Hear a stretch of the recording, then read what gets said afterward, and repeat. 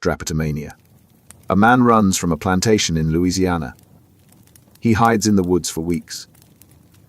When they drag him back, the overseer beats him. The owner chains him, but the doctor does something different. He writes it down as a disease, not an act of courage, not a desperate bid for freedom, a mental disorder. They called it Drapetomania. A physician named Samuel Cartwright invented the diagnosis in 1851 to explain a problem that didn't exist: why enslaved people kept trying to escape. His reasoning followed a twisted logic. If slavery was natural, if it was the proper order of things, then anyone wanting to leave must be sick. A healthy enslaved person would accept their condition. Anyone who ran was suffering from a diseased mind. Cartwright described the symptoms: sullenness, dissatisfaction, the tendency to run away, and the treatment: whipping, amputation of the toes to prevent future escape. He wrote about this in medical journals, framing it as care, a therapeutic correction for a defective will. The diagnosis did exactly what it was designed to do. It turned resistance into illness. If enslaved people weren't fighting for justice but giving in to madness, then slavery itself wasn't the problem. The enslaved were. The owner wasn't a tyrant. He was a caretaker managing broken property, and the system embraced it. Courts referenced Drapetomania. Slave owners justified their cruelty with it. Medical institutions published it without objection. Brutality became treatment. Rebellion became pathology. The framework didn't just excuse violence. It rebranded it as healing. What makes this so disturbing isn't only the cruelty. It's how the cruelty was packaged. Medicine, built on the idea of reducing suffering, was turned into a weapon to justify it. The authority of science wasn't used to understand. It was used to control. Drapetomania didn't cure anything. It erased dissent by diagnosing it away. When slavery ended, the diagnosis vanished. No retraction, no apology. It simply faded because it was no longer useful. But the logic survived. The idea that resistance is a sickness, that the system is natural and defiance is pathological, that didn't disappear. It migrated into other diagnoses, other structures of power. The method is still here. Hysteria.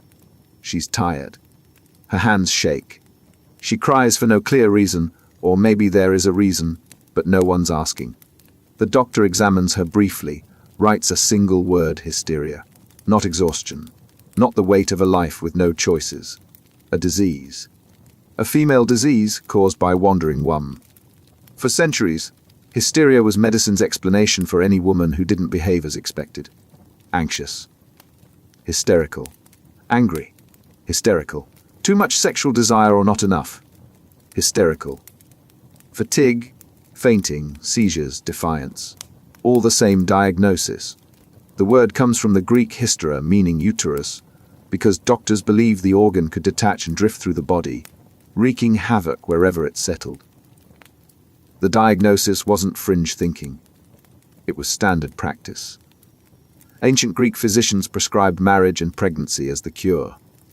The logic was simple: anchor the womb with a child, stabilize the mind. Victorian-era doctors took it further. They believed intellectual work overheated the female brain, so women were kept from education. Physical activity was deemed dangerous, so they were confined to bed. Some doctors removed the ovaries entirely.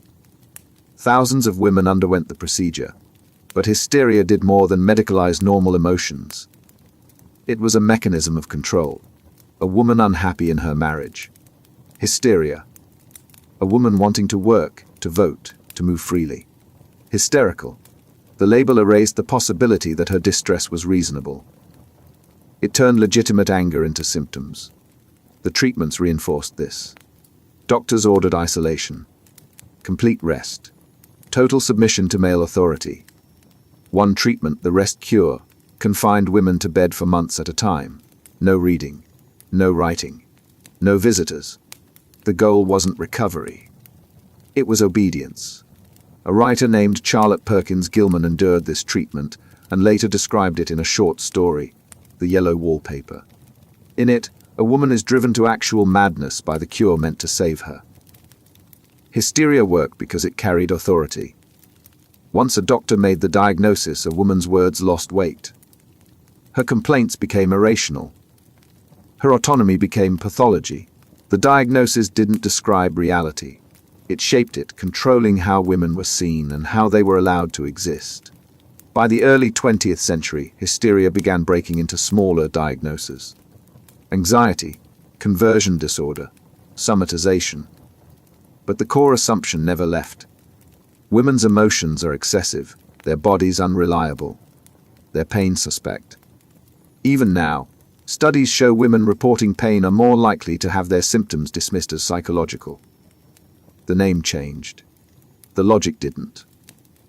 Hysteria wasn't a disease. It was a mirror reflecting what society wanted to believe about women. And for centuries, medicine held that mirror steady. Neurasthenia. You wake up exhausted. By noon, you're worse. Your head aches. Your stomach turns. You can't focus on anything for more than a few minutes before your mind scatters. The doctor listens, nods knowingly, and tells you what's wrong. Your nervous system is depleted. You have neurasthenia. The diagnosis swept through America and Europe in the late 1800s. It was the disease of modern life, the price paid for living in a faster, more demanding world.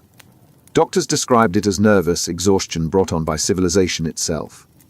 Too much work. Too much thinking. Too much stimulation.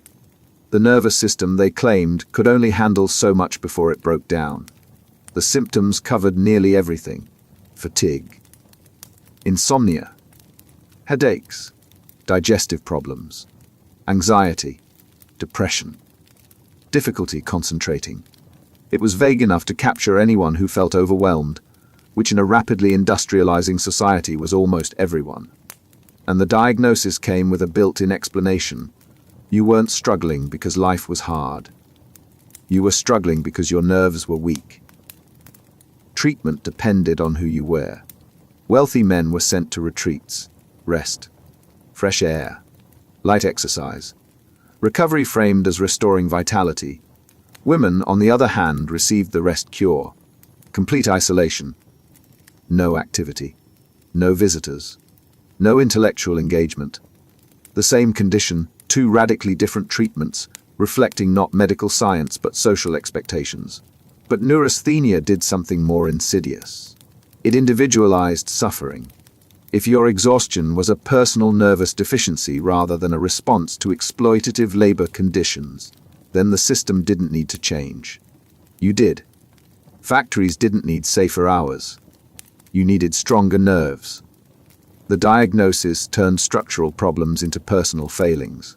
By the early 20th century, neurasthenia faded from medical textbooks. It fractured into more specific labels: chronic fatigue, burnout, anxiety disorders. The name disappeared, but the pattern persisted. We still medicalize exhaustion rather than question what's exhausting us. The diagnosis shifted. The evasion didn't. Masturbatory insanity. A boy is caught alone in his room. The doctor is called. An examination follows. The diagnosis comes swiftly. Excessive self-abuse leading to mental and physical deterioration. The prescribed treatment is extreme. Restraints. Mechanical devices. In severe cases, surgery. Not to cure an illness, but to prevent one that never existed. This was masturbatory insanity, a diagnosis that gripped Western medicine for over a century. Doctors genuinely believed that masturbation caused everything from blindness to epilepsy to outright madness. Medical texts warned that the practice drained vital energy, weakened the body, and destroyed the mind. The more you engaged in it, the closer you came to total collapse. The logic was rooted in control, not science. Sexuality, particularly in young people, needed to be regulated. Masturbation represented autonomy over one's own body, a kind of self-directed pleasure that existed outside social structures like marriage. That autonomy had to be pathologized, framed as dangerous, and aggressively corrected. The treatments were brutal. Doctors prescribed devices that caused pain if arousal occurred during sleep. Some recommended bandaging. Others went further, advocating for surgical intervention, removal of the clitoris in girls, circumcision without anesthesia in boys. These weren't fringe practices. They were published in mainstream medical journals and taught in medical schools. What makes this diagnosis particularly disturbing is how long it persisted. Well into the 20th century, respected physicians still warned against the dangers of self-abuse. The diagnosis only faded when shifting cultural attitudes made it untenable, not because medicine corrected itself. Masturbatory insanity wasn't about health. It was about enforcing sexual conformity through medical authority. The diagnosis has disappeared, but the impulse hasn't. We still see attempts to medicalize and control behaviors that threaten established norms, repackaging moral judgments as clinical concerns. Railway spine. The train derails. You walk away without a scratch, but within days, something shifts. Your back aches. Your hands tremble. You can't sleep. Panic sets in at unexpected moments. The doctor examines you, finds no broken bones, no visible injury, and delivers the diagnosis: railway spine, an invisible injury to the spinal cord caused by the shock of the accident. The diagnosis emerged in the mid-1800s as trains became a dominant form of travel. Accidents were frequent, and survivors often reported strange, lingering symptoms that didn't match any known physical trauma.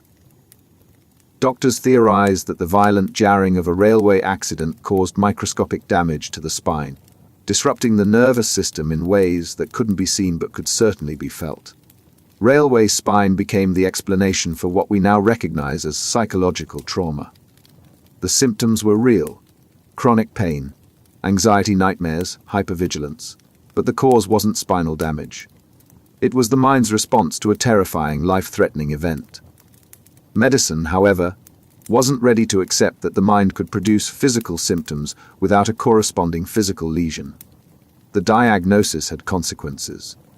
Railway companies, facing mounting injury claims, used it to their advantage. If the injury was invisible and unverifiable, it could be dismissed as exaggeration or fraud.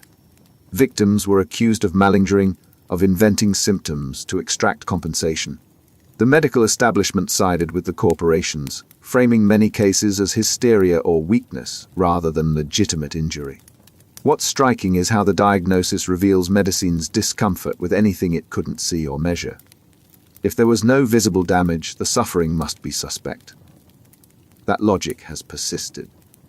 Chronic pain, fibromyalgia, long COVID. Conditions without clear physical markers still face skepticism, still get labeled as psychological, as if that makes them less real. Railway spine eventually gave way to better understandings of trauma. But the impulse remains. When we can't explain suffering with a visible wound, we question whether the suffering exists at all. Humoral insanity. He doesn't hear voices. He isn't delusional. His reasoning is intact. But he lies constantly, steals without remorse, and manipulates everyone around him. The doctors confer and agree this is humoral insanity, a disease of the ethical faculties. The diagnosis appeared in the early 1800s, invented by physician James Pritchard to describe people who seemed rational in every way except one. They had no moral sense, no conscience, no ability to distinguish right from wrong, or more disturbingly, no interest in doing so even when they understood the difference. It was madness without the madness, pathology hidden behind a functioning mind. Humoral insanity became a convenient label for anyone whose behavior violated social norms but didn't fit existing categories of mental illness. Criminals who showed no remorse. Women who abandoned their families. People who rejected religious authority. The diagnosis pathologized deviance, turning social transgressions into medical conditions. The concept was used to justify confinement. If someone was morally insane, they couldn't be held responsible for their actions in the traditional sense, but they also couldn't be allowed to roam free. Asylums filled with people diagnosed not because they were mentally ill in any measurable way, but because they refused to conform. the diagnosis became a tool for removing inconvenient people from society. Over time, moral insanity evolved into other labels: psychopathy, sociopathy, antisocial personality disorder. The terminology shifted, but the core problem remained: how do you medicalize behavior that's disturbing but not delusional? The answer has always been the same. You create a diagnosis that frames the person as sick, even when what you're really saying is that they don't behave the way you think they should. Moral insanity didn't describe a disease. It described a discomfort with people who operated outside accepted moral frameworks. And it gave that discomfort the authority of medicine. Green sickness. The girl is pale. Too pale. Her mother notices it first, then the neighbors, then the doctor. She's tired all the time. She has no appetite. Her skin has taken on a faint greenish tint, or so they claim. The diagnosis comes quickly: green sickness. The cure: marriage. Green sickness, also called sclerosis, was a diagnosis reserved almost exclusively for young unmarried women. Doctors believed it was caused by an excess of blood that couldn't flow properly without sexual activity and childbirth. The blood, according to medical theory, stagnated, turned thick, and gave the skin a sickly hue. The solution was to get the woman married as quickly as possible so her body could function as nature intended. The symptoms were real enough: fatigue, dizziness, pale complexion. What doctors were actually observing was iron deficiency anemia, often caused by poor nutrition and restrictive clothing that made breathing difficult. But medicine wasn't interested in diet or corsets. It was interested in reproduction. The diagnosis did more than misidentify a nutritional deficiency. It turned a young woman's health into a problem solved by marriage. If she was sick, it was because she wasn't fulfilling her biological role. The treatment wasn't iron supplements or better food. It was a husband. The message was clear: a woman's body only worked correctly when it was reproducing. Green sickness faded in the early 20th century as medicine began to understand anemia. But the impulse survived.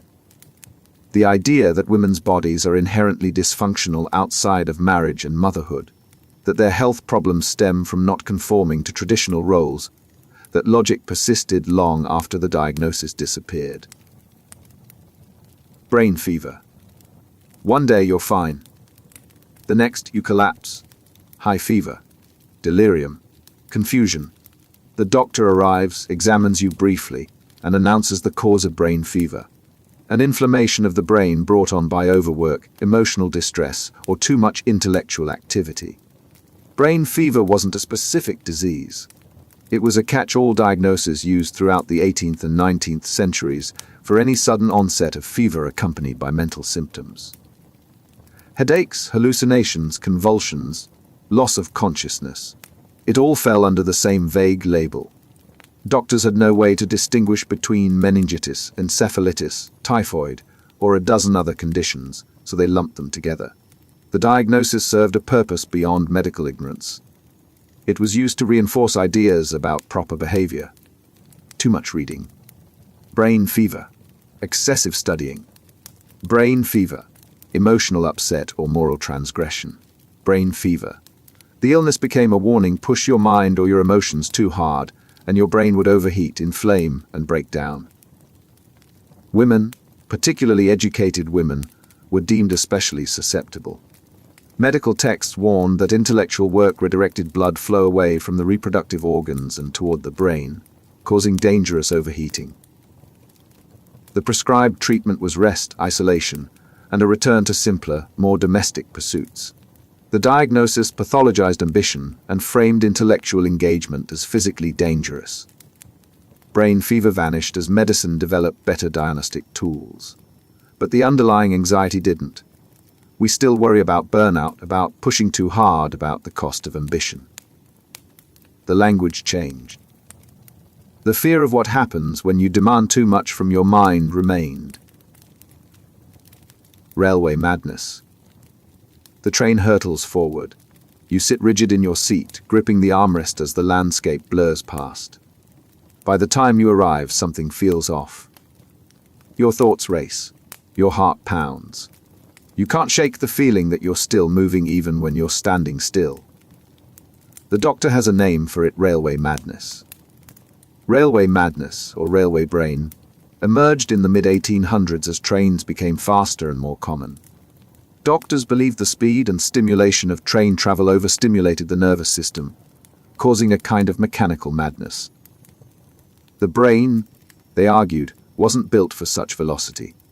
Prolonged exposure to rapid motion destabilized mental processes, leading to anxiety, insomnia, hallucinations, and paranoia. The diagnosis reflected deeper cultural anxieties about industrialization. Trains represented a new kind of power, a force that moved faster than anything humans had experienced. That speed felt unnatural, dangerous, a violation of the body's limits. Railway madness gave those fears medical legitimacy. It wasn't just discomfort. It was pathology. Some doctors went further, claiming that frequent train travel could cause permanent brain damage. They recommended limiting exposure, avoiding night travel, and choosing slower routes whenever possible. Railways, predictably, downplayed these claims. They couldn't afford widespread belief that their service caused insanity. As trains became routine, the diagnosis faded. People adapted. What once felt overwhelming became ordinary. But the pattern repeated with every new technology. Cars, airplanes, computers. Each brought warnings about overstimulation, about the mind's inability to cope. Railway madness disappeared. The fear of speed didn't. Vapors. She enters the room, feels the air shift, and within moments she's swaying. Her vision blurs. She collapses gracefully into a chair, hand to her forehead, breathing shallow. Someone calls for smelling salts. Someone else murmurs knowingly, the vapors. The vapors, a diagnosis popular among the European upper classes in the 17th and 18th centuries, explained sudden fainting spells, dizziness, and emotional distress in women. The theory was that noxious vapors rose from internal organs, particularly the stomach and uterus, traveling upward to cloud the brain. These vapors caused a range of symptoms from mild weakness to full unconsciousness. The diagnosis was deeply tied to class. Vapors afflicted refined, delicate women. It was a mark of sensitivity, a sign that a woman was too genteel for the coarseness of everyday life. Working-class women didn't get the vapors. They got on with their day. The diagnosis became a performance of status, a way to signal that a woman was fragile, valuable, in need of protection. Treatments reinforced this. Rest in darkened rooms. Avoidance of exertion. Smelling salts to revive consciousness. The goal wasn't to cure, but to maintain the condition as proof of refinement. A woman who never experienced the vapors might be seen as too robust, too common, lacking in delicacy. What doctors were often observing was the result of tight corseting, malnutrition from restrictive diets, and lack of physical activity. Women fainted because they couldn't breathe properly and weren't eating enough. But medicine framed it as an internal disorder, a feminine affliction that required constant management. The vapors eventually gave way to hysteria and neurasthenia, but the core idea persisted. Certain women were constitutionally fragile, and that fragility was both a medical condition and a social virtue. Soldier's heart. He's home from the war. No visible wounds. No missing limbs. But his heart races constantly. He can't catch his breath. Sharp pains shoot through his chest at random. Climbing stairs leaves him dizzy. The doctors examine him, find no damage, and diagnose soldier's heart. The conditioner during the American Civil War, describing soldiers who developed heart symptoms: rapid pulse, shortness of breath, chest pain, without any detectable heart disease. Doctors believed prolonged physical exertion, the weight of military packs, and the strain of combat weakened the heart muscle, making it unable to pump efficiently. The diagnosis was partly correct. These men were suffering. Their symptoms were real, but the cause wasn't a damaged heart. It was psychological trauma manifesting as physical distress. What we now recognize as PTSD, anxiety disorders, and panic attacks were interpreted as cardiac failure. The medical establishment preferred a physical explanation. A weak heart was comprehensible, measurable, respectable. Psychological damage suggested cowardice, weakness of character, an inability to withstand the pressures of war. Framing it as a heart condition preserved the soldier's honor while acknowledging his suffering. Treatment focused on rest and reduced physical activity, which sometimes helped by removing the soldier from triggering environments. But it didn't address the underlying trauma. Men were told their hearts were damaged and that they needed to avoid exertion for the rest of their lives. Many became invalids, not because their hearts were failing, but because medicine had convinced them they were fragile. Soldier's heart eventually evolved into different labels as medicine began to recognize trauma. But the reluctance to acknowledge psychological wounds, the preference for physical explanations that preserve dignity, that impulse remains embedded in how we treat veterans even now. Shell shock. The artillery stops. The silence is worse than the noise. He sits in the trench shaking. He can't stop. His hands tremble. His face twitches. He tries to stand, but his legs won't hold him. The officer calls for the medic. The diagnosis: shell shock. Shell shock emerged during World War I to describe soldiers who broke down under the relentless bombardment of modern warfare. The symptoms were severe. Uncontrollable shaking, paralysis, muteness, nightmares, flashbacks. Men who had functioned perfectly before combat became unable to speak, move, or sleep. Doctors initially believed the condition was caused by the physical concussion of exploding shells. The blasts, they theorized, created pressure waves that damaged the brain and nervous system, even without direct injury. It was a mechanical explanation for what seemed like mechanical damage. The war was industrial. The wounds should be too. But soldiers developed shell shock even when they hadn't been near explosions. Men in quiet sectors broke down. The symptoms were too varied, too psychological, to fit a purely physical model. What doctors were witnessing was the mind's collapse under sustained terror, the psychological cost of living in constant proximity to death. The military's response was divided. Some doctors advocated for rest and rehabilitation. Others saw shock as cowardice disguised as illness. Soldiers were court-martialed for exhibiting symptoms, accused of malingering, even executed for refusing to return to combat. The diagnosis became a battleground over what constituted legitimate suffering. After the war, shell shock was reframed as combat fatigue, then post-traumatic stress disorder. The name changed, but the core recognition remained. The mind can be shattered by horror as completely as the body can be shattered by bullets. Shell shock forced medicine to acknowledge that psychological trauma was real, measurable, and devastating. The diagnosis didn't disappear. It evolved. And in doing so, it opened the door to understanding that not all wounds are visible, and not all damage can be stitched back together. Nostalgia. The soldier stops eating. He stares at nothing. He refuses orders, barely speaks, and seems to be fading. The officer suspects desertion.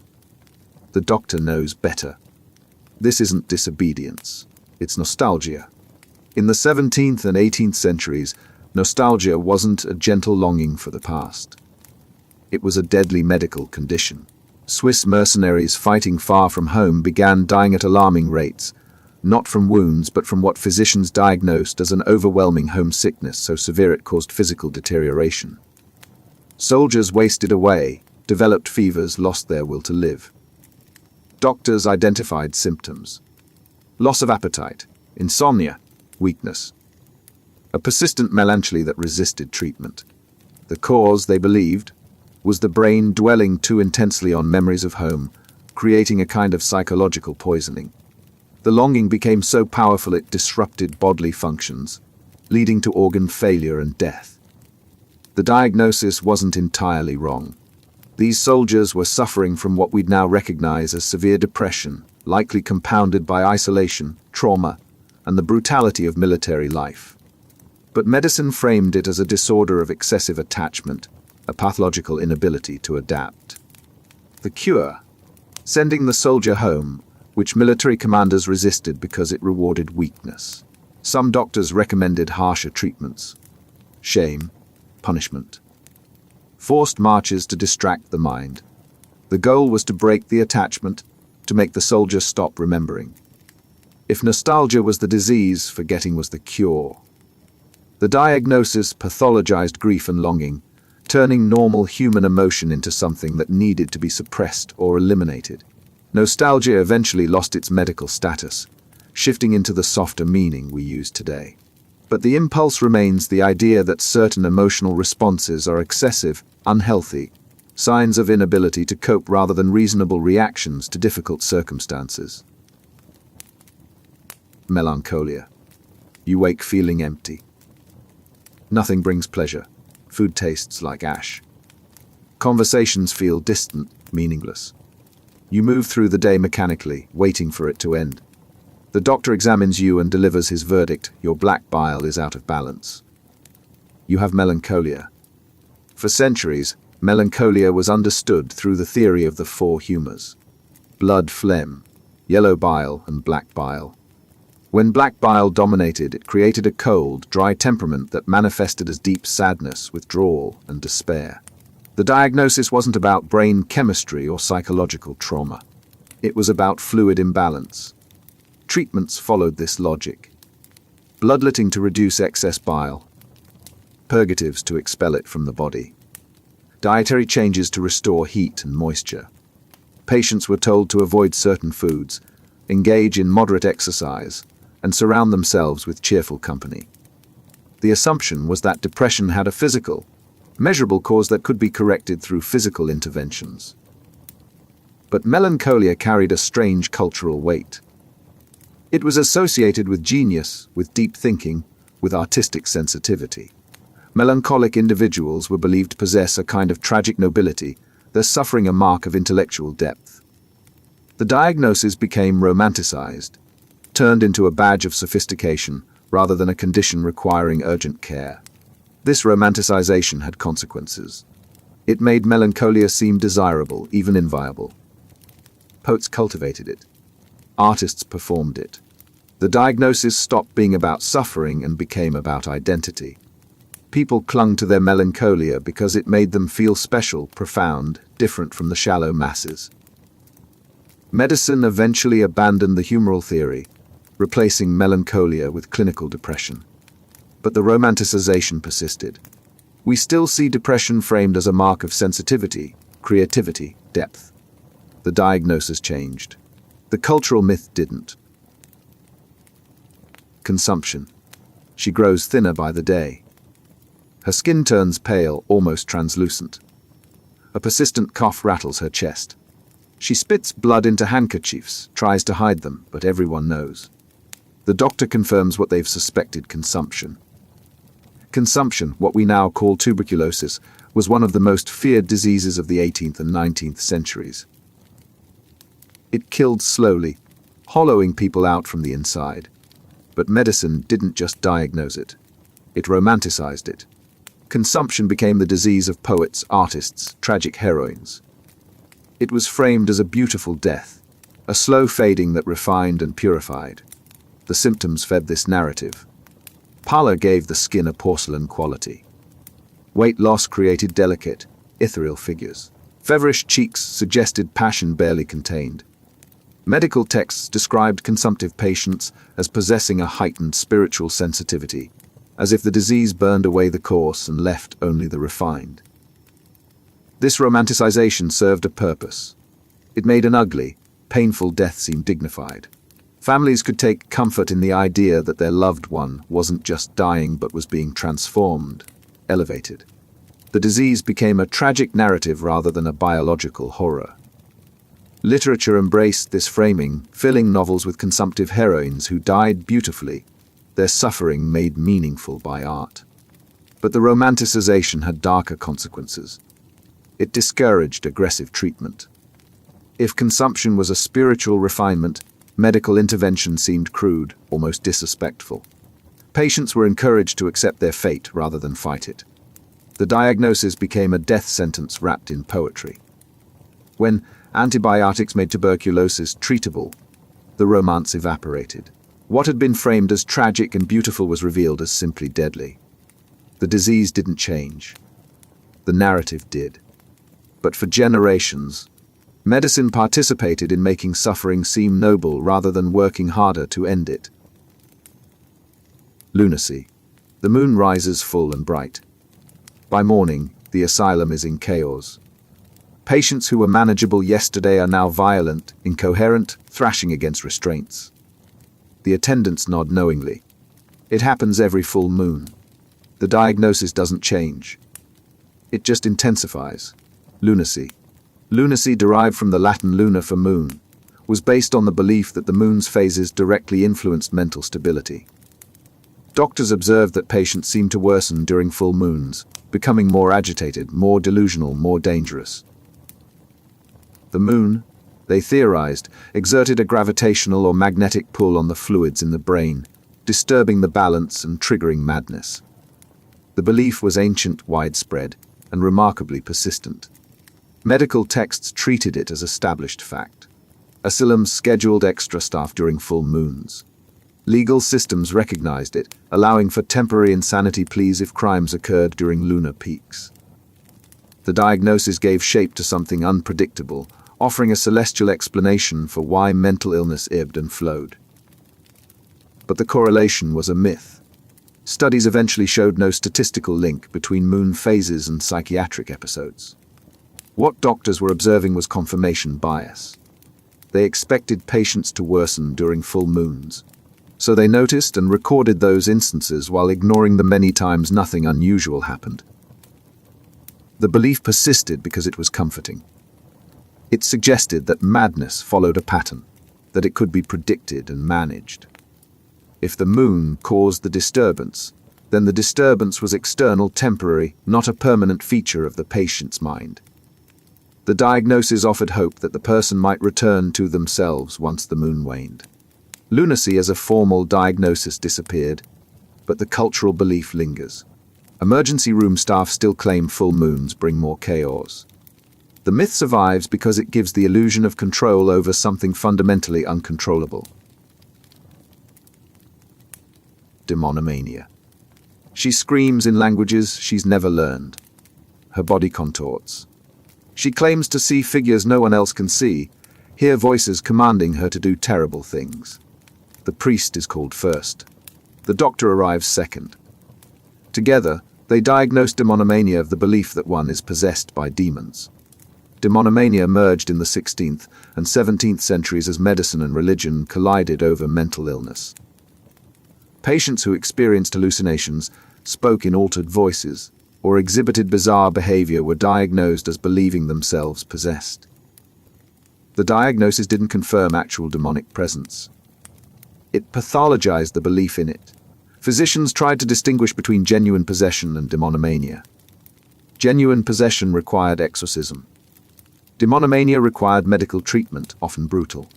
Patients were bled, purged, restrained, subjected to shock treatments designed to jar them back to rationality. The goal was to break the delusion, to force the patient to recognize that demons weren't real and their symptoms had natural causes. But the diagnosis created a bind. If a patient insisted on possession, that insistence became proof of madness. If they recanted under treatment, it was evidence the cure had worked. Either way, the patient's own account was invalidated. The diagnosis became a tool for dismissing religious experience, reframing it as pathology. Demonomania also became a way to manage women who claimed spiritual authority. Female mystics, prophets, and visionaries were particularly vulnerable. Their visions and voices could be diagnosed as delusional, their spiritual experiences pathologized. The diagnosis stripped them of agency, turning divine communication into disease. As psychiatry developed, demonomania gave way to diagnoses like schizophrenia and psychosis. But the core problem remained. How do you distinguish between spiritual experience and mental illness? The diagnosis didn't answer that question. It simply asserted that certain experiences were inherently pathological, regardless of what the person experiencing them believed.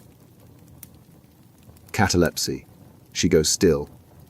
Completely still. Her eyes are open but unseeing. Her body rigid, frozen mid-gesture. Breathing so shallow it's almost undetectable. Pulse faint. The family panics, calls the doctor, who examines her carefully and makes his diagnosis catalepsy. She's not dead. Not yet. But she might as well be. Catalepsy was a diagnosis for sudden, unexplained rigidity. Patients would freeze, sometimes for hours, sometimes for days. They couldn't move, couldn't speak, showed no response to pain or stimuli. To observers, they appeared dead. But they weren't, and the fear of being buried alive while cataleptic became one of the 19th century's most pervasive anxieties. Doctors struggled to explain it. Some believed it was a disorder of the nervous system, a kind of temporary shutdown. Others thought it was related to hysteria, another catch-all diagnosis. The symptoms were real enough: muscle rigidity, suspended animation, complete unresponsiveness. But the cause remained mysterious. The diagnosis fueled paranoia. Stories circulated of cataleptic patients waking up in coffins, scratching at the lids, suffocating in the dark. Inventors created safety coffins equipped with bells and air tubes, allowing the buried but not dead to signal for help. Wealthy individuals paid for waiting mortuaries, where bodies would be observed for days before burial to ensure actual death. What doctors were likely observing was a mix of conditions: severe catatonia, locked-in syndrome, extreme dissociative states, epileptic seizures, narcolepsy. The diagnosis grouped them together under one frightening label, creating the impression of a single mysterious condition, rather than multiple distinct phenomena. Catalepsy as a diagnosis faded as medicine developed better tools for confirming death and understanding neurological conditions. But it left a legacy, a deep cultural fear of premature burial, of being trapped in a body that appears dead but isn't. The diagnosis is gone. The nightmare it fed persists. Moral treatment. The asylum patient sits quietly. No screaming. No violence. Just silence and sadness. The superintendent believes the cure lies not in chains or beatings, but in moral improvement. Daily routines. Hard work. Religious instruction. The diagnosis isn't medical. It's ethical. The patient isn't sick.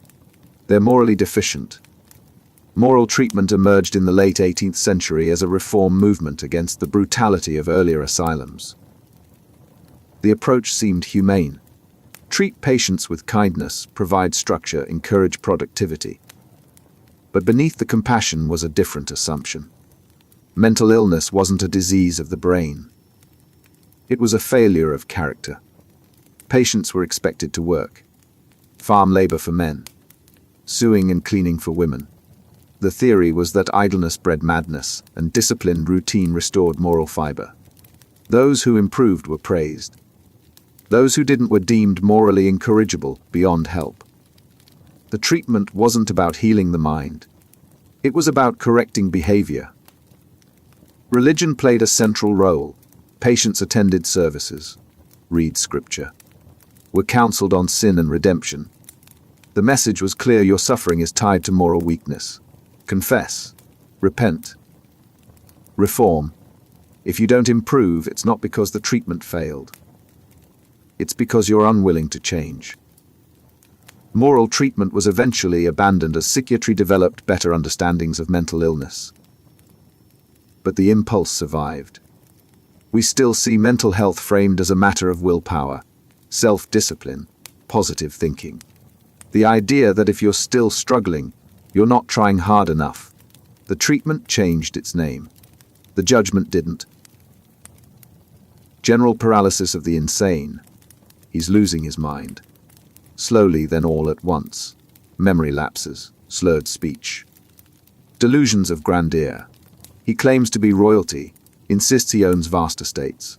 His body weakens. His movements turn clumsy. Eventually, he can't walk, can't speak, can't control basic functions. The diagnosis: general paralysis of the insane. For decades, general paralysis was treated as a standalone mental illness. Patients deteriorated in a predictable pattern. First came personality changes. Grandiose thinking. Reckless behavior. Then came physical symptoms. Tremors. Weakness. Paralysis. Finally, complete mental and physical collapse. Doctors had no explanation for why it happened or how to stop it. The answer came from an unexpected direction. General paralysis wasn't a mental illness. It was late-stage syphilis. The bacterial infection, left untreated, eventually crossed into the brain, causing neurological damage that manifested as madness and paralysis. The diagnosis had been describing the endpoint of a disease that began years earlier as a sexually transmitted infection. The revelation was devastating for families. Patients who'd been diagnosed with general paralysis were retroactively identified as having had syphilis, often contracted decades before symptoms appeared. The diagnosis carried moral judgment. Syphilis was associated with promiscuity, vice, moral failure. Suddenly, mental illness wasn't just illness. It was proof of past sins. Once antibiotics made syphilis treatable, general paralysis virtually disappeared. But the case highlighted how easily medicine can misidentify symptoms, treating the endpoint of a disease while missing the cause entirely. The diagnosis described what was happening. It just had no idea why. Satyriasis. He can't stop. Every conversation turns sexual. Every interaction becomes an opportunity. He pursues constantly, relentlessly, indiscriminately. His behavior destroys relationships, ruins his reputation, but he doesn't stop. The doctor has a diagnosis: satyriasis, an excessive and uncontrollable sexual appetite in men. Satyriasis was the male counterpart to nymphomania, but the two diagnoses were never treated equally. When men exhibited high sexual desire, it was framed as a medical curiosity, sometimes even a sign of vitality gone too far. Troublesome, yes, but understandable. Men were expected to have strong sexual drives. Satyriasis was just an extreme version of normal masculinity. Treatment, when it was prescribed, was mild compared to what women endured. Rest, cold baths, avoidance of stimulating literature. The goal was to calm the excess, not eliminate the drive entirely. Some doctors even hesitated to diagnose it, worried that pathologizing male sexuality might undermine masculine identity. The diagnosis revealed a double standard. Women's sexual desire was inherently pathological, requiring aggressive intervention. Men's sexual desire was natural, only problematic when taken to extremes. The medical framework reinforced cultural expectations: men want sex, women don't, and any deviation from that script is a disorder. Satyriasis faded from medical texts as understanding of sexuality evolved. But the underlying assumptions haven't entirely disappeared. We still see men's sexual behavior excused as biological imperative while women's is scrutinized and controlled. The diagnosis is gone. The double standard lingers. Nymphomania. She expresses interest in sex. Not constantly. Not obsessively. Just interest. That's enough. The doctor diagnoses nymphomania, an insatiable and pathological sexual desire in women. The recommended treatment is severe. Surgical removal of the clitoris. Commitment to an asylum. Isolation until the unnatural urges subside. Nymphomania was one of the most weaponized diagnoses in medical history. It didn't require excessive behavior. It required any sexual desire that exceeded what male physicians deemed appropriate for women, which was almost none. A woman who enjoyed sex with her husband could be diagnosed. A woman who masturbated could be diagnosed. A woman who simply thought about sex too often could be diagnosed. The diagnosis served a clear purpose at controlling female sexuality. Women's bodies were supposed to be passive, receptive only within the bounds of marriage and reproduction. Any autonomous sexual desire was framed as deviance, as sickness requiring correction. The diagnosis turned normal human sexuality into pathology. Treatments were brutal and often irreversible. Clitoridectomy was performed on thousands of women, removing the source of pleasure to eliminate desire. Others were confined to asylums, subjected to cold baths, forced bed rest, and isolation. The goal wasn't to cure illness. It was to eliminate female sexual agency. The diagnosis eventually disappeared as medical understanding improved and women gained more rights over their own bodies. But its legacy persists. Women's sexuality is still policed in ways men's isn't. The label changed. The control didn't. Puerperal Insanity. She gave birth 3 days ago. Now she's crying uncontrollably. She refuses to hold the baby. She talks about running away, about disappearing. Her family calls the doctor, who arrives quickly and makes his diagnosis puerperal insanity, a form of madness triggered by childbirth. Puerperal insanity was used to describe any mental disturbance in new mothers. Sadness, anxiety, confusion, hallucinations, violent impulses. The diagnosis grouped them all together, treating postpartum psychological struggles as a single condition caused by the physical trauma of giving birth. The theory was that childbirth disrupted the nervous system, temporarily unbalancing the mind. What doctors were observing was real. Postpartum depression, postpartum psychosis, severe anxiety, exhaustion, hormonal shifts, trauma from difficult deliveries. But the diagnosis pathologized normal responses to an overwhelming life change while missing the deeper causes: lack of support, social isolation, unrealistic expectations of instant maternal bonding. Treatment often made things worse. Women were separated from their babies, told that continued exposure to the child would deepen the madness. They were confined to bed, isolated from family, denied agency over their own recovery. The message was clear: motherhood drove you mad, and now you're unfit to be a mother. The diagnosis persisted well into the 20th century before being replaced by more specific terms. Postpartum depression, postpartum anxiety, postpartum psychosis. But the stigma remained.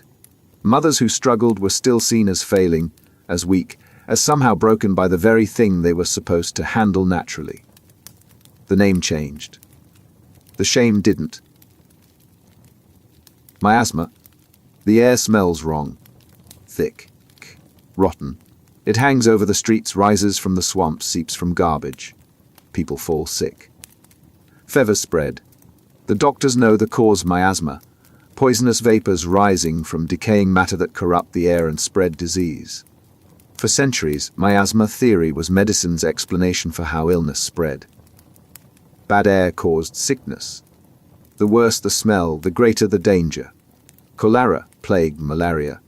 All were believed to be transmitted through foul-smelling air rather than through water, insects, or human contact. The theory seemed logical. Disease clustered in areas with poor sanitation, standing water, decay. The correlation was there. The causation was wrong. The theory shaped public health responses. Cities focused on eliminating bad smells rather than contaminated water. Swamps were drained not because they bred mosquitoes, but because they produced noxious air. Sewage systems were built to move waste away from populated areas, which helped reduce disease, but for the wrong reasons. The interventions worked, reinforcing belief in a false theory. Miasma theory delayed acceptance of germ theory. When scientists proposed that invisible microorganisms caused disease, the medical establishment resisted. Why would tiny creatures no one could see be more dangerous than air everyone could smell? The idea seemed absurd. Miasma was observable, measurable, obvious. Germs required faith in the invisible. Eventually, evidence overwhelmed resistance. Germ theory replaced miasma. But the case shows how a theory can be wrong and still produce useful outcomes. Cleaning up cities, improving sanitation, removing decay. These helped public health even though the underlying explanation was false. Medicine got the right answer through the wrong reasoning. Autointoxication. Your body is poisoning itself. Every day, waste accumulates in your intestines, releasing toxins into your bloodstream. The toxins circulate, causing fatigue, headaches, depression, a general sense of malaise. The solution, according to your doctor, is aggressive colon cleansing. Enemas, laxatives. In severe cases, surgical removal of portions of the colon. The diagnosis, autointoxication. Autointoxication theory dominated Western medicine in the late 19th and early 20th centuries. The belief was simpler: food waste left too long in the intestines putrefied, creating poisons that seeped into the body and caused a vast array of symptoms. Everything from ache to insanity was blamed on intestinal toxicity. The colon became the root of all illness. Doctors prescribed extreme interventions. Daily enemas became routine. Some patients underwent colonic irrigation multiple times a week. Surgeons performed colectomies, removing large sections of intestine to eliminate the source of toxins. The procedures were invasive, dangerous, and based on a theory with no scientific foundation. The appeal was psychological.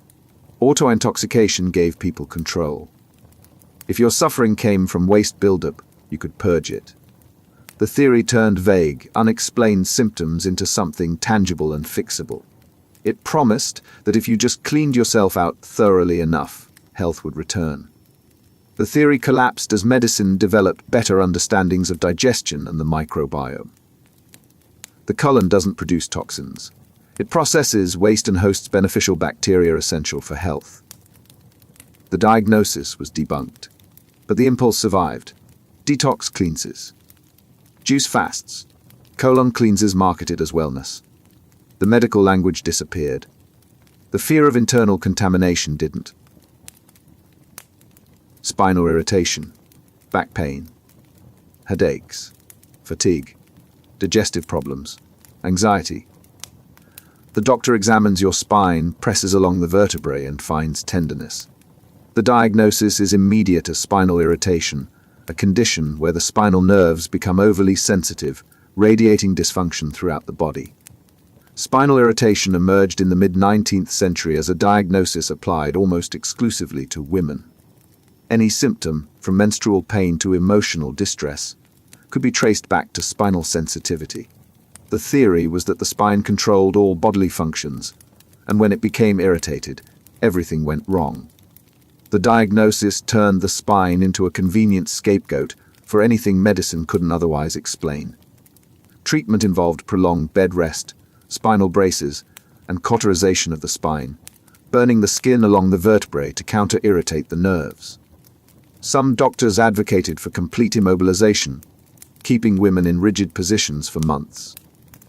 The goal was to calm the irritated nerves by eliminating all movement and stimulation. What the diagnosis really did was confine women. Spinal irritation became a justification for restricting activity, preventing work, discouraging education. If your spine was too sensitive for normal life, you needed to stay home, stay still, stay quiet. The diagnosis pathologized mobility and independence, framing them as threats to women's fragile nervous systems. As medical knowledge improved, spinal irritation disappeared. But its legacy remained. The idea that certain bodies are inherently delicate, that normal activity poses danger, that restriction and control are forms of care. The diagnosis changed. The containment didn't. The yips. The golfer stands over the ball. He's made this putt 1,000 times, but his hands shake. The putter jerks. The ball rolls wide. It happens again the next hole, and the next. A professional athlete who built his career on precision can no longer execute the simplest movement. Kooks try adjustments. Sports psychologists intervene. Nothing works. There's a name for this: the yips. The yips describe a sudden, involuntary loss of motor control in athletes performing fine motor skills. Golfers can't putt. Baseball players can't throw to first base. Darts players miss the board. The movements they've trained for years become impossible. It's not a loss of knowledge. The athlete knows exactly what to do, but the body won't cooperate. For decades, the yips were dismissed as psychological weakness. Choking under pressure. Lack of mental toughness. Athletes were told to focus harder, practice more, overcome it through willpower. But the condition persisted even in low-pressure situations. Players experienced the yips during practice, when nothing was at stake. The psychological explanation didn't fit. Recent research suggests the yips may be a form of focal dystonia, a neurological condition where the brain sends incorrect signals to specific muscles during particular movements. It's not psychological. It's neurological. The brain has overlearned a movement to the point where it misfires. The more the athlete practices trying to fix it, the worse it gets. The condition remains poorly understood and difficult to treat. Some athletes switch hands. Others change their technique entirely. Many never recover. The Yips reveal how fragile expertise is, how a system trained to perfection can suddenly malfunction in ways we still can't fully explain or repair. Costa syndrome. His heart races. His chest aches. He can't catch his breath. Every physical exertion leaves him dizzy, weak, convinced he's dying. The doctor finds no heart disease, no structural damage, but the symptoms are real and debilitating. The diagnosis, Costa syndrome, a disorder of the heart's nervous regulation. The condition was first described during the American Civil War by physician Jacob Mendes da Costa, who observed soldiers developing heart symptoms without heart disease. They experienced palpitations, chest pain, shortness of breath, and extreme fatigue after exertion. The symptoms appeared real, measurable, and consistent. But no physical cause could be found. Da Costa believed the heart's nerves had been overstimulated by the stress of combat and the physical demands of soldiering, creating a kind of cardiac exhaustion. The heart itself was healthy, but its nervous control was damaged. Treatment focused on rest, removal from duty, and gradual reconditioning. What Da Costa was observing was likely a combination of conditions. Some soldiers had undiagnosed heart disease. Others were experiencing panic disorder. Many were showing symptoms of what we now call PTSD, where trauma manifests as physical symptoms. The diagnosis grouped them all together under a cardiovascular label. Da Costa's syndrome eventually gave way to more specific diagnoses, but the pattern persists. Medically unexplained physical symptoms still get labeled, still get treated as disorders of regulation rather than manifestations of psychological trauma. The heart remains a convenient location for distress we don't know how to categorize. Koro. Panic spreads through the community. Men wake convinced their genitals are shrinking, retracting into their bodies. If the process completes, they believe they'll die. Families tie strings, clamps, anything to prevent retraction. Doctors are overwhelmed. Mass hysteria takes hold. The diagnosis, when Western physicians arrive, is Koro, a culture-specific syndrome of genital retraction anxiety. Koro occurs primarily in Southeast Asian and African communities, manifesting as sudden, intense fear that one's genitals are disappearing. The belief is so powerful that men report physical sensations of shrinking. Women experience similar fears about their breasts or labia. The panic is contagious, spreading through communities in waves of collective anxiety. Western medicine initially dismissed Koro as superstition, a primitive belief system creating imaginary symptoms. But the distress was real. Men injured themselves trying to prevent retraction. Communities mobilized in panic. Dismissing it as mere belief didn't account for the physical and social reality of the experience. Later research recognized Koro as a genuine psychological phenomenon shaped by cultural context. The specific fear, genital retraction leading to death, was culturally constructed, but the underlying anxiety and its physical manifestations were real. The syndrome revealed how culture shapes not just belief but embodied experience, how the mind can produce sensations that feel entirely physical. Koro outbreaks still occur, typically during periods of social stress.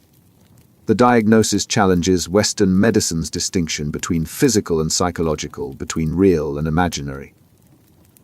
The symptoms are experienced as physical. The cause is psychological. The context is cultural. The suffering is undeniable. Amok. He goes silent. Then, without warning, he explodes. Grabs a weapon. Attacks indiscriminately. Kills anyone in his path until he's stopped or dies. Afterward, if he survives, he claims no memory of the violence. Southeast Asian communities have a name for this sudden, murderous frenzy running amok. Amok was documented by Western observers in Malaysia and Indonesia, describing episodes where individuals, almost always men, would suddenly engage in unprovoked mass violence. The pattern was consistent: a period of brooding withdrawal, followed by an explosive outburst, followed by either death or claimed amnesia. The violence was indiscriminate, often targeting strangers and family members alike. Western psychiatry struggled to categorize it. Was it psychosis? Dissociation? A culturally sanctioned form of violence? The diagnosis became a catch-all for violent episodes that didn't fit Western psychiatric categories. The term entered English, stripped of context, reduced to a metaphor for any loss of control. But Amok wasn't random. It occurred in specific cultural contexts where men faced unbearable shame, loss of status, or inescapable social debt. The violence was a culturally recognized, if horrifying, response to social pressures that offered no other exit. It was both individual breakdown and cultural script. Modern psychiatry recognizes Amok as a culture-bound syndrome, a condition that exists only within specific cultural frameworks. The behavior is shaped by cultural expectations about masculinity, honor, and acceptable responses to intolerable situations. Remove the cultural context, and the pattern changes. The diagnosis revealed that even extreme violence can be culturally constructed, shaped by the stories a culture tells about how men respond when pushed beyond their limits. Writer's cramp. The pen feels wrong in your hand. Your fingers stiffen. The muscles spasm. What used to be effortless, writing a sentence, signing your name, becomes impossible. You switch hands. The cramp follows. That doctors examine you, find no injury, and deliver their diagnosis: writer's cramp, an occupational disorder. Professional scribes. Writer's cramp emerged as a recognized condition in the 19th century, afflicting clerks, copyists, and anyone whose livelihood depended on handwriting. The symptoms were specific and debilitating. Fingers curled involuntarily. The hand trembled. Prolonged writing became painful, then impossible. Rest didn't help. The cramp returned the moment pen touched paper. Physicians believed it was caused by overuse, by demanding too much precision from the small muscles of the hand. The prescribed treatment was cessation of writing, which for professional scribes meant the end of their careers. Some tried mechanical aids. Devices that held the pen differently distributed the strain. Nothing worked consistently. What medicine observing was likely focal dystonia, the same neurological condition that causes the yips in athletes. The brain's motor control for a specific, over-practiced movement misfires. The more you try to correct it, the worse it gets. It's not muscular fatigue. It's neurological misfiring. Writer's cramp persists today in musicians, surgeons, and others who perform repetitive fine motor tasks. The diagnosis changed names: focal hand dystonia, occupational cramp, but the condition remains poorly understood and difficult to treat. It reveals how specialization can become pathology, how the brain's attempt to perfect a movement can sabotage it entirely. Telegraphist's cramp. The telegraph operator's fingers fly across the key. Morse code flows automatically, muscle memory refined over thousands of hours. Then the rhythm breaks. The fingers freeze mid-tap. Pain shoots through the hand. He tries again. The cramp tightens. Within weeks, he can no longer operate the key at all. The diagnosis: telegraphist's cramp. Telegraphist's cramp appeared alongside the telegraph itself, a new disease for a new technology. Operators developed hand and arm spasms specific to telegraph operation. They could write. They could perform other tasks. But the moment they touched the telegraph key, their muscles seized. The condition ended careers, drove operators into different work, and baffled physicians. Doctors theorized it was electrical. The telegraph transmitted current. Perhaps that current, conducted through repeated contact, damaged the nerves. Treatment involved insulation, reducing exposure, switching to different signaling methods. None of it worked. The cramp persisted regardless of electrical contact. The condition was neurological, not electrical.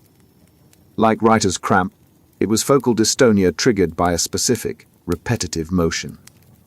The telegraph key became neurologically linked to muscle failure. The brain learned the wrong pattern and couldn't unlearn it. Telegraphists' Cramp disappeared as telegraph operators disappeared, but the underlying mechanism remains. New technologies still produce new forms of repetitive strain, new ways for specialized movements to break down. The diagnosis serves as a reminder: every technological advance creates new ways for the body to fail. Medicine spends decades figuring out which failures are new and which are old patterns in new contexts. Dyspepsia. Everything you eat sits heavy. Your stomach churns. You feel bloated, uncomfortable, vaguely unwell. The doctor asks about your diet, your habits, your stress, and arrives at a diagnosis that explains everything and nothing: dyspepsia. Dyspepsia was Victorian medicine's catch-all for digestive discomfort. It covered indigestion, heartburn, nausea, bloating, stomach pain, and general malaise. The symptoms were real. The diagnosis was vague. Dyspepsia didn't identify a specific problem. It acknowledged that something digestive was wrong without pinpointing what. The vagueness served a purpose. When doctors couldn't determine the cause, dyspepsia provided a respectable label. It shifted responsibility from medical ignorance to the patient's constitution. You weren't sick with something medicine couldn't diagnose. You simply had weak digestion, a delicate stomach, a dyspeptic tendency. Treatment followed the same vague logic. Dietary restrictions, avoiding rich foods, bland meals, digestive tonics, rest. The recommendations were generic enough to apply to almost anyone, specific enough to feel like treatment. Some patients improved, most didn't. The diagnosis allowed medicine to appear helpful while doing very little. Dyspepsia eventually fractured into more specific diagnoses as medicine developed better diagnostic tools. Ulcers, gastritis, gallstones, reflux, irritable bowel syndrome. The umbrella term disappeared, but the impulse remains. When symptoms are real but causes unclear, medicine still reeks for vague labels that acknowledge suffering without explaining it. Apoplexy. He collapses mid-sentence. One moment he's speaking. The next he's on the floor, unconscious, breathing but unresponsive. When he wakes, if he wakes, half his body won't move. His speech is slurred or absent. The diagnosis comes quickly: apoplexy, a sudden disruption of the brain's vital forces. For centuries, apoplexy described what we now call stroke, but the term carried different implications. Physicians believed it was caused by an excess of blood rushing to the head, overwhelming the brain and causing it to cease functioning. The treatment followed that logic: bloodletting to reduce pressure, cooling the head, reducing stimulation. The theory was wrong, but the observations were accurate. Apoplexy struck suddenly. It paralyzed. It killed. Survivors often never fully recovered. The condition terrified people because it could happen to anyone, without warning, transforming a healthy person into an invalid in moments. What medicine didn't understand was that apoplexy wasn't one condition. It was a symptom. Blocked blood vessels, ruptured vessels, bleeding in the brain. Each required different interventions. Bloodletting, the standard treatment, often made things worse, reducing blood flow to an already damaged brain. The term apoplexy faded as medicine developed better understandings of cerebrovascular disease. But the fear remained.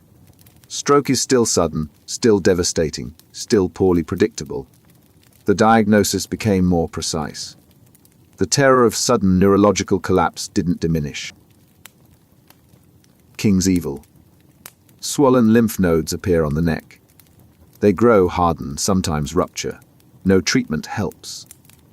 Doctors offer little hope. But there's one cure, people say: the touch of a king. Travel to the court. Wait in line.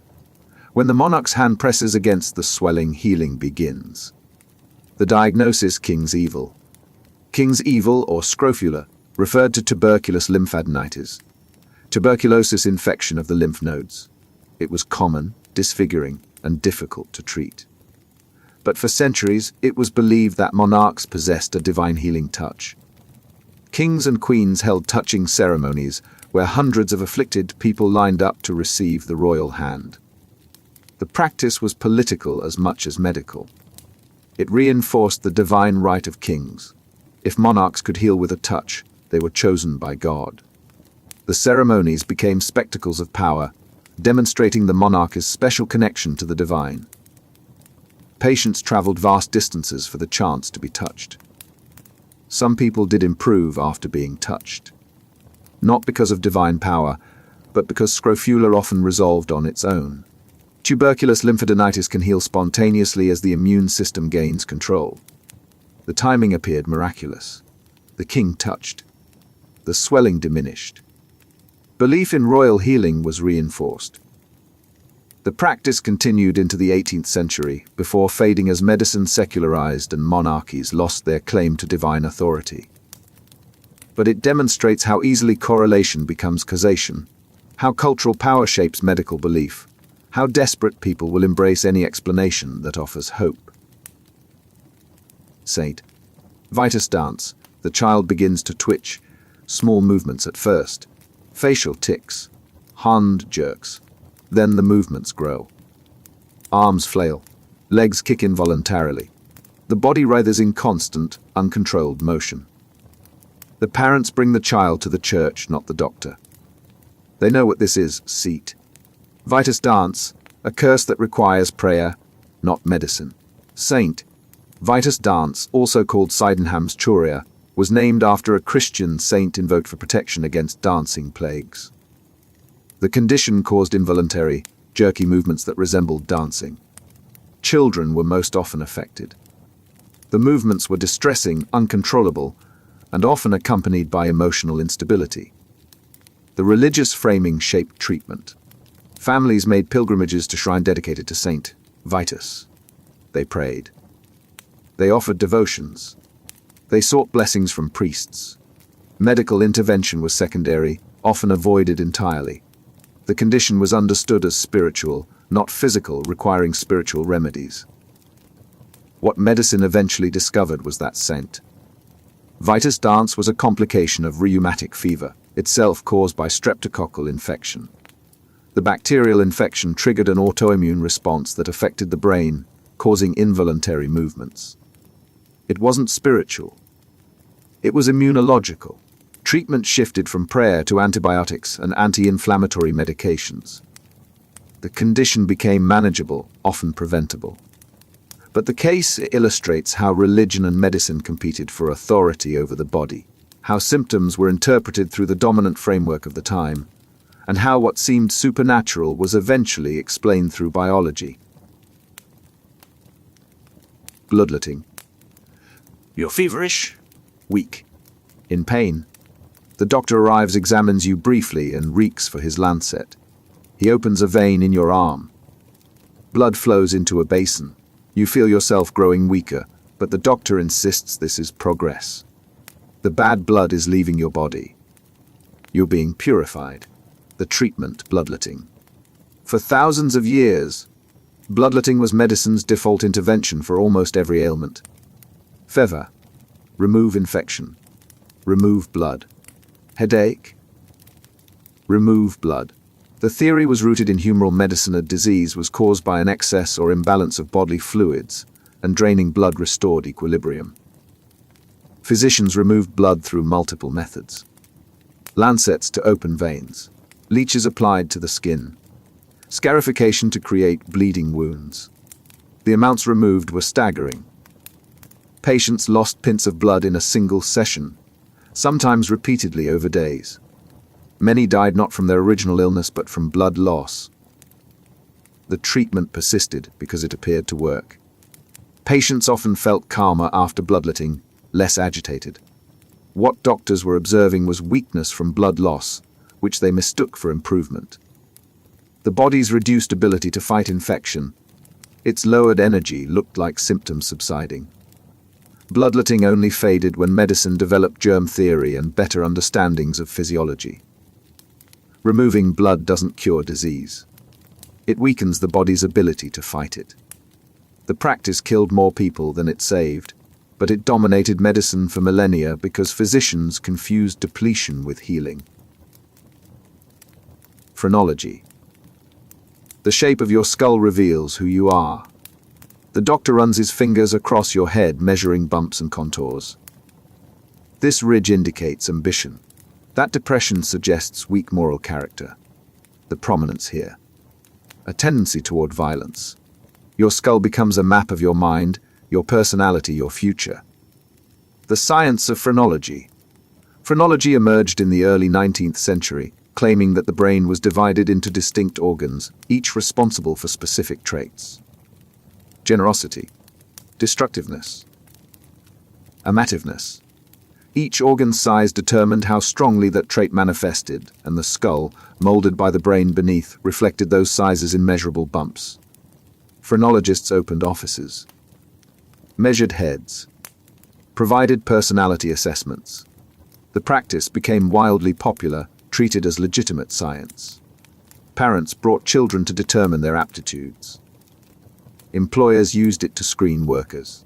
Courts considered it in criminal cases. The skull became evidence of character, potential, moral worth. The theory was entirely wrong. The brain doesn't work that way. Personality isn't localized in bumps. Skull shape doesn't correlate with mental traits. But phrenology served a purpose here. It gave people a physical, measurable basis for judgments they wanted to make anyway. If someone's skull indicated criminality, that justified treating them as dangerous. If it showed limited intelligence, that justified restricting opportunities.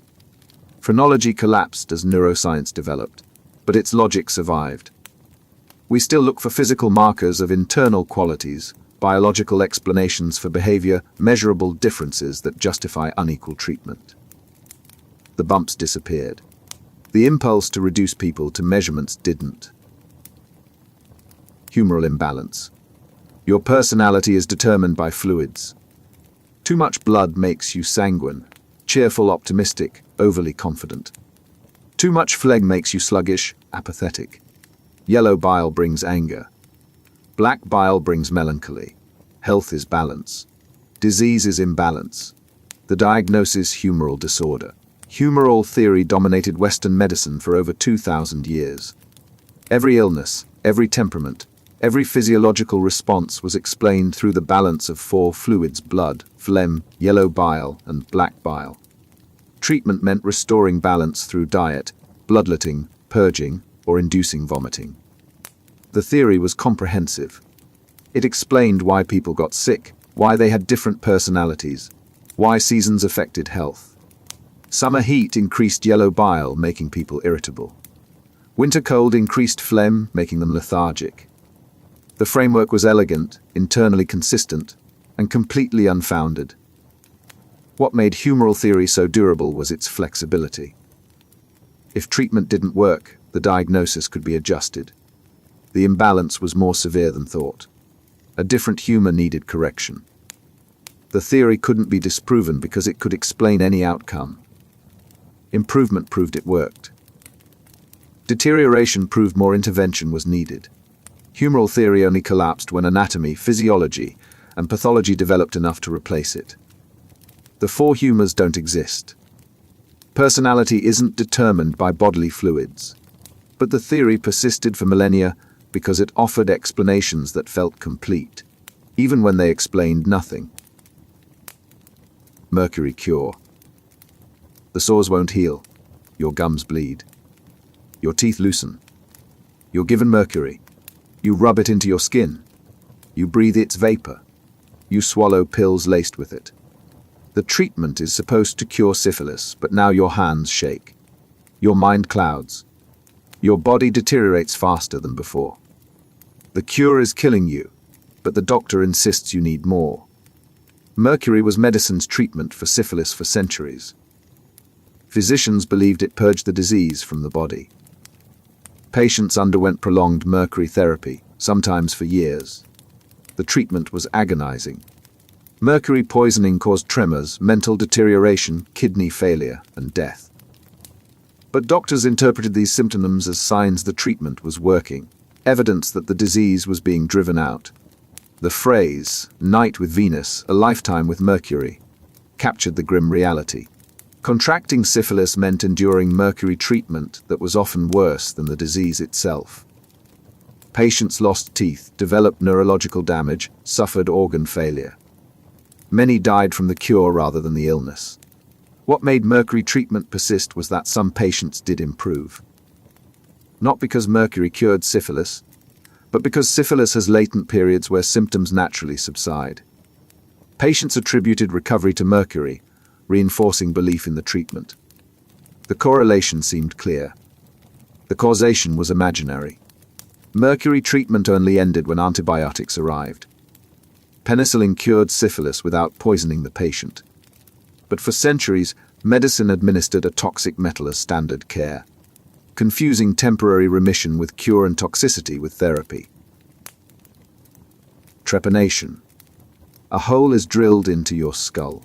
The bone is carefully removed, exposing the brain beneath. You're awake, feeling pressure, but not pain. The surgeon believes this will release evil spirits, relieve pressure, cure your headaches, your seizures, your madness. The procedure, trepanation. Trepanation is one of the oldest surgical procedures, practiced for thousands of years across multiple cultures. Skulls with precisely cut holes have been found in archaeological sites worldwide. Some patients survived. Bone regrowth around the edges proves it. But why it was performed remained unclear. Ancient practitioners believed it released demons or evil spirits, causing mental disturbance. Later physicians thought it relieved pressure from head injuries or allowed bad humors to escape. Some believed it cured epilepsy, headaches, or insanity by giving trapped forces an exit point. The procedure was dangerous. Infection, bleeding, brain damage. Many patients died. Those who survived often showed no improvement in their original symptoms. But trepanation persisted because belief in the theory was stronger than evidence of failure. If a patient died, the evil was too strong. If they survived but didn't improve, more intervention was needed. Trepanation declined as medicine developed less invasive and more effective treatments. But it never entirely disappeared. Even today, a fringe movement advocates for self-trepanation to expand consciousness. The procedure became rare. The impulse to breach the skull to fix the mind didn't vanish. Radium therapy. The new element glows in the dark. It's miraculous, powerful, a gift from modern science. Doctors infuse water with it. They create radium-laced tonics, creams, suppositories. Drink it for vitality. Apply it for youthful skin. Insert it for reproductive health. Radium becomes medicine's wonder cure, prescribed for everything from arthritis to impotence. When radium was discovered in the early 20th century, its radioactive properties seemed magical. It glowed. It generated heat. It seemed to possess boundless energy. Medicine immediately seized on it, marketing radium products as cures for dozens of conditions. Radium water promised rejuvenation. Radium creams promised beauty. Radium suppositories promised sexual vitality. The wealthy paid enormous sums for radium treatments. Spas offered radium baths. Clinics installed radioemanation rooms where patients breathed radioactive air. The element was treated as pure benefit, its dangers unknown or ignored. The consequences were devastating. Radium accumulates in bones, causing cancer, anemia, and necrosis. Factory workers who painted radium on watch dials developed horrific bone decay. Wealthy socialites who drank radium water died of radiation poisoning. The miracle cure was revealed as a poison. Radium therapy disappeared as radiation's dangers became undeniable. But the pattern repeats with every promising new technology. Early adoption. Uncritical enthusiasm. Marketing that outpaces understanding. The assumption that if something is powerful and new, it must be beneficial. Radium wasn't the first miracle cure that turned out to be poison. It won't be the last. Lobotomy. The patient is agitated, anxious, difficult to manage. Medicine has tried everything else. Now there's a new solution: cut the connections in the frontal lobe. The surgery is quick. The patient becomes calm, compliant, easier to care for, The personality is gone, but the institution calls it a cure. The procedure lobotomy. Lobotomy was developed in the 1930s as a treatment for severe mental illness. The theory was simple: mental disturbance originated in the frontal lobes, and severing the neural connections would eliminate the problem. Surgeons drilled holes in the skull, inserted instruments, and destroyed brain tissue. The results were devastating. Patients lost initiative, emotion, personality. They became passive, vacant, functionally absent. But institutions embraced the procedure because it made patients manageable. The violent became docile. The restless became still. Lobotomy didn't cure illness. It eliminated the person. The procedure spread rapidly. Tens of thousands of lobotomies were performed. Patients who were merely difficult, merely unconventional, were subjected to irreversible brain damage. Women who didn't conform to social expectations. Political dissidents. People whose families found them inconvenient. The diagnosis expanded to justify the intervention. Lobotomy was eventually recognized as barbaric and abandoned. But it demonstrates how easily medicine prioritizes control over cure, how quickly a procedure justified by desperation becomes routine, and how the definition of illness expands to include anyone society wants to silence. Insulin shock therapy. The patient is injected with insulin. Their blood sugar plummets. They slip into a coma. Convulsions follow. The body seizes. The brain starves. Hours later, they're revived with glucose. The process repeats daily for weeks. The treatment, insulin shock therapy, prescribed for schizophrenia, depression, anything psychiatry couldn't otherwise address. Insulin shock therapy emerged in the 1930s, based on the observation that patients sometimes improved after experiencing spontaneous comas. Physicians began inducing comas deliberately, believing the shock reset the brain somehow. The mechanism was never understood. The theory was purely observational. The treatment was brutal. Patients endured dozens of induced comas. The seizures caused fractures. The prolonged hypoglycemia risked permanent brain damage. Some patients died. Others emerged with memory loss, cognitive impairment, or no improvement at all. But psychiatry had few other options, so insulin shock became standard practice. What made it persist was that some patients did seem better afterward. Not because the treatment worked, but because severe mental illnesses naturally fluctuate. Patients who improved during insulin therapy would likely have improved anyway. The correlation was mistaken for causation. The treatment faded when antipsychotic medications arrived, offering actual therapeutic benefit without induced comas. But for decades, medicine subjected thousands of patients to repeated near-death experiences, justified by desperation and the illusion of efficacy. Refrigerator mother. Your child doesn't speak, doesn't make eye contact, doesn't respond to affection. The psychiatrist examines not the child but you. The diagnosis: your emotional coldness caused this. You're a refrigerator mother, incapable of warmth, and your inadequacy created your child's autism. The refrigerator mother theory emerged in the 1940s, claiming autism was caused by emotionally distant, unresponsive parenting. Psychiatrists, particularly Bruno Bettelheim, argued that mothers who failed to bond properly with their children traumatized them into autistic withdrawal. The child's condition was the mother's fault. The theory had no scientific basis. Autism is neurological, present from birth, unrelated to parenting quality. But the theory persisted because it offered an explanation for something medicine didn't understand. If autism was caused by bad mothering, then it wasn't a medical mystery. It was a failure of maternal instinct. The consequences were devastating. Mothers were blamed for their children's conditions. They were told they'd damaged their own children through coldness, rejection, inadequate love.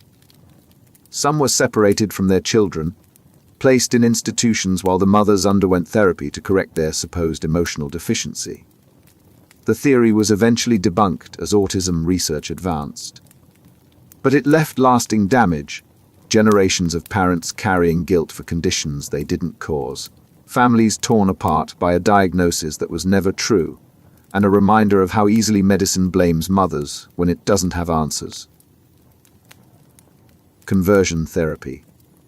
They tell you you're sick, that your attraction to the same sex is a disorder requiring treatment. The methods vary. Aversion therapy pairing same-sex images with electric shocks or nausea-inducing drugs. Talk therapy aimed uncovering the childhood trauma that supposedly caused your orientation. Isolation, shaming, prayer. The goal: conversion therapy, to make you heterosexual. Conversion therapy emerged from the belief that homosexuality was a mental illness, a deviation that could be corrected through psychological intervention. For decades, it was standard psychiatric practice. Patients, often coerced by families or courts, underwent treatments designed to change their sexual orientation. The techniques were brutal: electric shocks, chemical castration, forced viewing of same-sex pornography while experiencing pain or nausea, extended psychoanalysis searching for non-existent trauma. The treatments didn't work. Sexual orientation isn't chosen and can't be changed. But practitioners continued anyway, reframing failure as patient resistance. The harm was immense. Depression, anxiety, suicide. Patients internalized the message that they were fundamentally broken, that their natural orientation was pathological. Families fractured. Lives were destroyed, all in pursuit of a change that was neither possible nor necessary. Major medical organizations eventually condemned conversion therapy as harmful and ineffective. But it persists in religious and fringe settings, rebranded as counseling or therapy. The diagnosis changed, the cruelty didn't. Multiple personality epidemic. Therapists across the country are discovering the same thing: their patients have multiple personalities, distinct identities living within a single body. The alters emerge during therapy, revealing histories of severe childhood trauma. Diagnoses multiply. What was once extraordinarily rare becomes common. The condition multiple personality disorder, suddenly everywhere. In the 1980s and 90s, diagnoses of multiple personality disorder, now called dissociative identity disorder, exploded. Patients who entered therapy for depression or anxiety left believing they housed dozens of distinct personalities. Therapists used hypnosis, guided imagery, and suggestion to uncover these hidden identities, but the personalities weren't discovered. They were created. Therapists asked leading questions. Patients, eager to please or desperate for explanations, produced the expected responses. The therapeutic techniques themselves generated the symptoms they claimed to treat. What emerged wasn't suppressed trauma, but therapist expectation shaped into patient performance. The epidemic peaked and then collapsed as research exposed the role of suggestion and atrogenesis. Most cases occurred with therapists who believed strongly in the diagnosis and used techniques known to produce false memories and confabulation. When those techniques were abandoned, new diagnoses plummeted. The episode revealed how powerfully therapeutic context shapes patient experience, how easily clinicians create the conditions they expect to find, and how a diagnosis can spread not because the condition is real but because the framework for identifying it becomes culturally available. Satanic ritual abuse panic. Patients in therapy begin recovering memories. Not ordinary memories, but horrific ones: organized satanic cults torturing children, performing ritual sacrifices, operating vast criminal networks. Therapists believe them. Law enforcement investigates. Prosecutions follow. Families are destroyed. Daycare workers are imprisoned. The diagnosis: recovered memories of satanic ritual abuse. In the 1980s and 90s, a moral panic swept through America and Europe. Therapists using recovered memory techniques claimed to be uncovering widespread satanic abuse. Patients described elaborate rituals, underground networks, systematic torture. The accounts were vivid, detailed, terrifying, and almost entirely false. The memories weren't recovered. They were implanted. Therapists used leading questions, hypnosis, and suggestion, guiding patients toward increasingly extreme narratives. The more a patient was encouraged to remember, the more elaborate the memories became. What emerged wasn't suppressed trauma but therapeutic artifact. Investigations found no evidence, no bodies, no underground networks, no corroborating physical evidence. Yet prosecutions continued, based solely on testimony derived from therapeutic techniques now known to produce false memories. Innocent people went to prison. Families were torn apart. Lives were ruined. The panic eventually collapsed as the lack of evidence became undeniable and the role of suggestion in creating memories was established. But it demonstrated how therapeutic authority, cultural anxiety, and flawed technique could combine to create an epidemic of false accusations, turning therapy into a mechanism for generating delusion rather than revealing truth.